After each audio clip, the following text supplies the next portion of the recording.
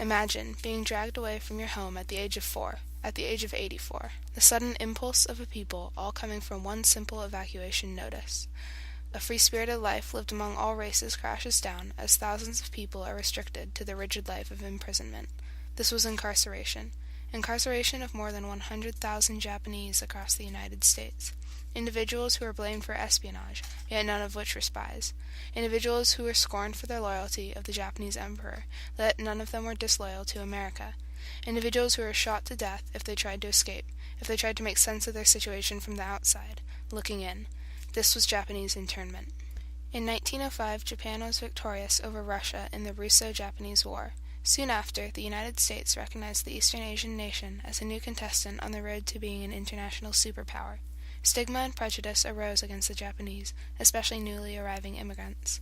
During the 1920s, the federal government erected the National Origins Act of 1924, which was partially aimed at keeping Japanese Americans from immigrating to the United States. However, some still managed to arrive and became the victims of much hatred through political cartoons and anti-Japanese union rallies. Meanwhile, across the Pacific, Japanese military forces were invading French Indochina. This action caused the United States to place an oil embargo on Japan in 1940, a devastating consequence of their showcase of military strength. However, the true consequence was taken by American soldiers. On December 7, 1941, more than 2,000 lives were taken when the Japanese extensively air-raided the Pearl Harbor naval base on Oahu. This attack traumatized much more than those who were directly affected. Fear, sadness, heartbreak, and rage sunk into the hearts of Americans, and Japanese Americans were left susceptible to all blame within the states. Within hours of the news from Hawaii, FBI agents, many without evidence, search or arrest warrants, conducted house-to-house roundups of 1,212 Issei, or first-generation Japanese immigrants, in Hawaii and the mainland.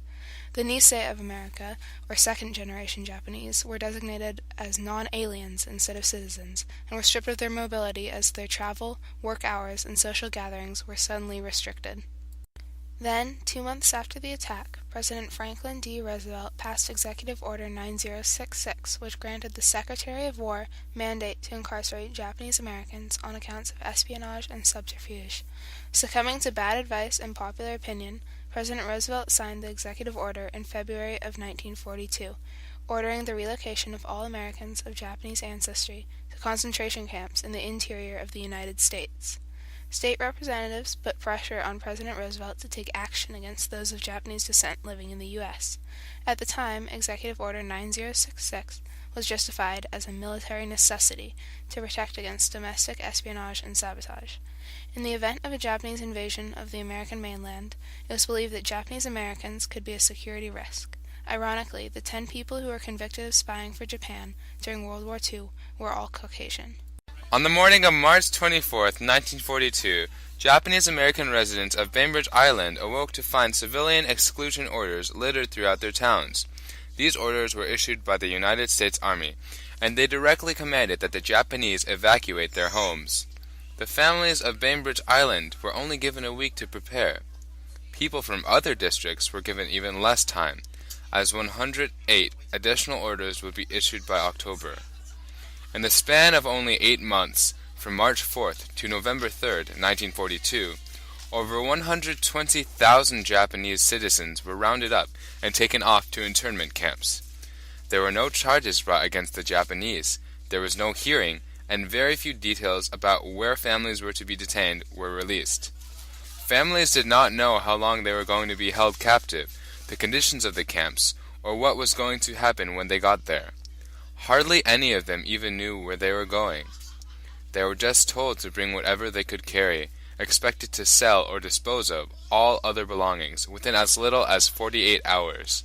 Thus, Japanese Americans lost billions of dollars, and more importantly, invaluable cultural items that had been passed down from family lines through countless generations. Until the 10 concentration camps were complete, several families were stationed at temporary encampments, often at fairgrounds or stables near racetracks. Almost 2/3 of the interns were Nisei, or Japanese Americans, born in the United States.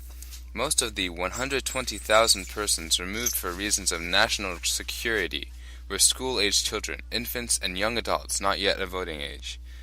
They were taken to these camps in fear of their loyalty to the Japanese Emperor Hirohito, as if being born Japanese meant an automatic allegiance with the state of Japan. Even Japanese American veterans of World War I, who fought for the United States, the country which they were most loyal to, were forced to leave their homes. Conditions in the camps were absolutely atrocious. Most Japanese Americans were housed in poor facilities such as barracks. The barracks were poorly insulated, as most of them were lined with tar paper. Families were often overcrowded in single rooms with only pot-bellied stoves as a source of heat. Internees had to wait in line for everything, including meals, latrines, supplies, and services. Communal mess halls were the only designated eating areas. The food was poor. Lacking adequate nutrition, it resembled army-style grub. Medical care was sparse, and if there was any, it barely met the needs of the inmates. Children were expected to go to school within the camps, though education was lacking. The federal government's goal was to make these concentration camps self-sufficient, but the internment camps were located in arid, dry places where agricultural growth was nearly impossible. Usually, the weather would be too hot in the summer and too cold in the winter, and with the social tensions between the prisoners and the army guards, a hesitance came to work the fields to the greatest extent. In fact, the compounds were lined with barbed wire fences and armed guard towers with guns aimed towards inmates. Everyone was in constant fear of being shot on sight, as news circulated about those who had tried to escape the camps but were killed in the process. Many Japanese decided to speak out against the heavy military presence without getting harmed. Those who had tried to start riots and demonstrations were quickly quieted down by military reinforcements. Elected Japanese evacuees did try to meet government officials to express their word of disapproval and plead for release, but few were ever paid attention. Then, on February 8, 1943, the War Relocation Authority distributed applications for leave clearance titled Statement of U.S. Citizenship of Japanese American Ancestry. All internees 17 years and older were required to complete the questionnaire. 2 questions, intended to separate the loyal from the disloyal, greatly disturbed the Japanese. So they came down with what was called a loyalty questionnaire, which in its on the surface sounds outrageous. After they've taken our property, our homes, our businesses, our freedom, and incarcerated us for a year, they want to test our loyalty. It was a series of about 40 questions, and everyone in these internment camps had to respond. Everyone over 17 years of age had to respond to this, answer the questions in the loyalty questionnaire. A 17-year-old girl or a 80-year-old immigrant lady all had to respond to this questionnaire. There were 2 key questions that the government wanted answers to. Question 27 asked, "Will you bear arms to defend the United States of America?" Can you imagine this question being posed to an 88-year-old immigrant lady or a 17-year-old girl? Question 28, and this was only 1 sentence, but it had 2 ideas. It asked, "Will you swear your loyalty to the United States of America and forswear your loyalty to the Emperor of Japan?" Now, for a Japanese American, someone born and raised here, the word forswear your loyalty to the Emperor was very offensive, because it assumed that by birth you were ingrained with an inborn loyalty to the Emperor. I mean, you can't forswear something that doesn't exist. So the government assumed that there was an existing loyalty just because we look like this. And so if you answered no, meaning I don't have a loyalty to the Emperor to forswear, you were also saying no to the first part. Will you swear your loyalty to the United States? If you answered yes, meaning yes, I will be loyal, you were,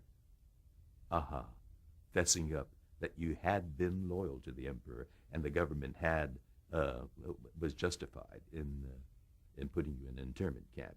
It was it turned all 10 camps into turmoil. Despite all these obstacles, the inmates of the internment camps weren't hopeless. Many of them worked as a community to help organize essential services. Jobs were readily available for adults, and they were offered at around $5 per day. The inmates worked in the camp offices, canteens, mess halls, hospitals, and schools, and through this they not only gained wages for their families, but they bettered the environment around them. One great thing that came as a result of the Japanese internment was the 442nd Infantry Regiment.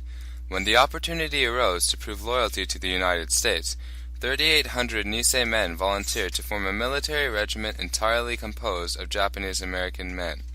These soldiers traveled to France to fight the Nazis and later fought in the Korean War, and through their efforts they were awarded numerous times, becoming what is considered to be the most decorated infantry regiment in the history of the United States Army.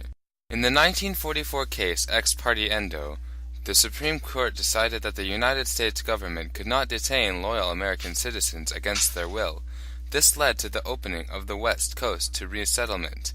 The last internment camp closed on March 20th, 1946, but not all was well. When Japanese American families returned to their homes, many found their houses broken into, vandalized, or burned. Their possessions were stolen, and they were left penniless. It was not until 1988 that the United States attempted to formally apologize to those who were interned. The government gave $20,000 in reparations to anyone who was living in a concentration camp during the 40s. Although this action may have been, at the very most, noble, it could not erase the memory of the thousands who had lived with psychological trauma throughout their entire lives. The Japanese internment was an abominable action which disgraced the nation. No ethnic group deserves to be treated different than the rest. Executive Order 9066 was the epitome of blind racial prejudice in America in the 20th century.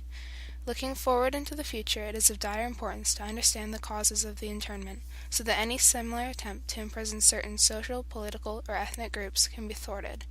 Just like there was a lesson to be learned from the Holocaust, there is also an important lesson to be learned from Japanese internment.